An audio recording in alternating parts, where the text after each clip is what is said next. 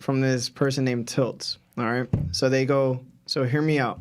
I believe Oda had reason for not showcasing Zoan Awakening. I attribute this to the SSG.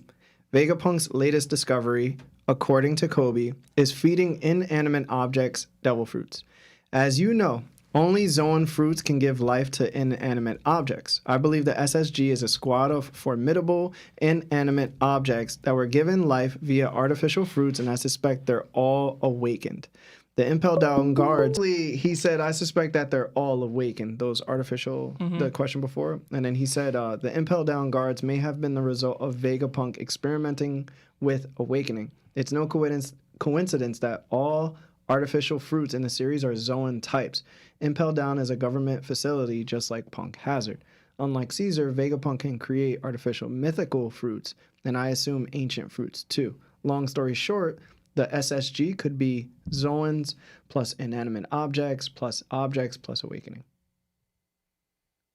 So it's like, it's like a convoluted smorgasbord of just like abilities and talent and skills. Into like basically robots, which is kind of what pacifistas have been at this point, right? So I want to give a shout out to Three Sword King. He's helping me inspire this thought. So I think the gum fruit is also involved, and this is mainly his theory because he believes that the world government and Vegapunk wanted the gum fruit for giant research, and I feel like that could tie into. I mean, that wouldn't harm what they're trying to do with these death machines. Yeah. Why wouldn't it? It wouldn't hurt them being giant. It's different and durable. But how would they? Because they already have SSG. The lineage factor. But they already have SSG, and they haven't had Luffy to experiment on. No. Or am I reading? He's saying the devil fruit could be used. Okay. Well, see, the thing is, this is why you got to watch that video that we were talking about, because it basically explains a devil fruit overall has a voice, and the voice of all things was used by a Lunarian to create devil fruits. So in Japanese mythologies, everything is attributed to a god. So this table, this mic, this water, whatever. They all have a voice. So a Lunarian by the name of Nika, the sun god, speculated to be a Lunarian. He was able to use the voice of all things to take a voice from an object and put it into a fruit. So when they eat it, they were able to digest that voice and then become the voice itself. So it's an interesting theory, right? But what I'm trying to say is, I don't think Vegapunk can do that because he's not a Lunarian, most likely. And he's just a genius. He's super, super smart. So he's able to figure out could be Lunarian lineage factors. Yeah. Now, there's a difference, right? Zoans have the ability to put DNA into something else, and then that's it. That's a smile fruit, right? That's why they're all Zoans. Now, when it comes to Logias, they're like energy, right? Vegapunk can take Kizaru's light because Kizaru can formulate some type of energy ball, and then he can experiment with it, where Paramecius, you can't really do that.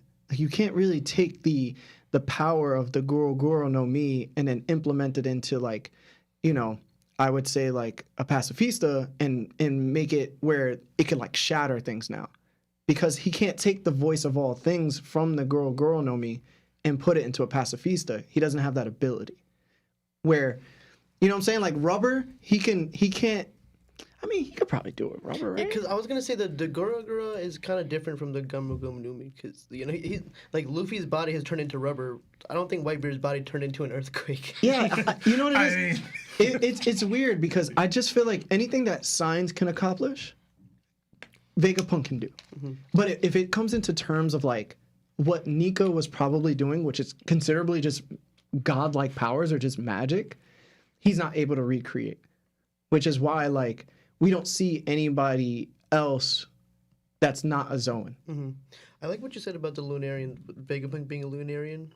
Because I've always thought that I think Vegapunk can fight a little bit, on his own without devil fruit, without his machinery. He'd be like Dr. Robotnik. I just always had that feeling. So that would add to, because clearly Lunarians can fight, and Lunarians are not from Earth, and there's been some little signs that Vegapunk is not from this Earth. Mm-hmm. Like the whole like when Enel fought the space pirates, their Jolly Roger was like a long not a long forehead, but just like a long head Yeah. skull. And that was like similar to the silhouette that we got from Vegapunk.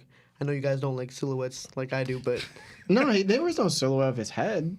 I'm pretty There sure was just like a silhouette of him above Kuma. yeah, we had that. that, Was and the then- only one. and there was another one I believe of him having a long head, a silhouette. Nah, I don't remember that. I checked Vegapunk's I page gotta recently. go back and look at it, but I do remember him having a long body. I don't know if his head was long. I don't remember him having a long body. Yeah, I don't remember anything. Like, see, this is the thing about I'd have to go Vegapunk. back. By the way, somebody by the name of the Don_P says Vegapunk is the most dangerous person in the world, and he wanted me to shout that out.